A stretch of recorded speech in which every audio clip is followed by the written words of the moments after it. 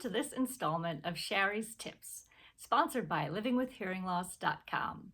I'm Sherry Eberts. Today's tip is how to combat hearing loss exhaustion. When you have hearing loss, understanding speech does not come naturally.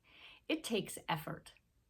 The best way I know to explain it is like a game board from the Wheel of Fortune.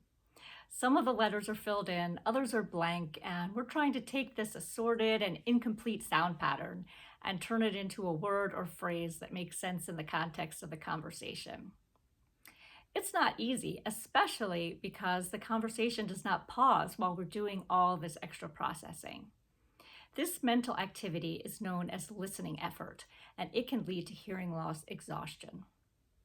Listening effort will always be a factor for people with hearing loss, but there are things we can do to lessen its impact. Here are 5 suggestions. First is use communication best practices. Small changes in behavior can go a long way to easing a conversation. Teach your conversation partners to get your attention before speaking to you, and make sure that they're facing you and keeping their lips uncovered so you can use lip reading cues.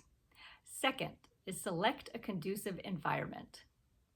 Try to find a spot that's quiet and well lit, and don't be shy about asking for assistance to change the environment if it's going to help you hear better, or to ask for a different seat at the table. Your conversation partners will thank you as well. Third, try assistive listening devices. Our hearing aids and cochlear implants are miracles that help us hear better, but in certain situations, more assistance is needed. Try out the latest speech-to-text app on your phone or use a remote mic like a Roger pen. The extra help will lower your processing effort. Fourth is take listening breaks.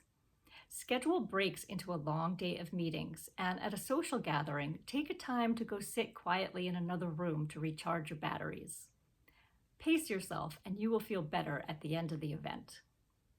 And fifth, bring a positive attitude. Some conversations will be exhausting no matter how much we prepare, and that's okay. Give yourself the luxury of imperfection. When you stay relaxed and upbeat, your conversation partners will as well. Thanks for listening. Please share your tips at livingwithhearingloss.com.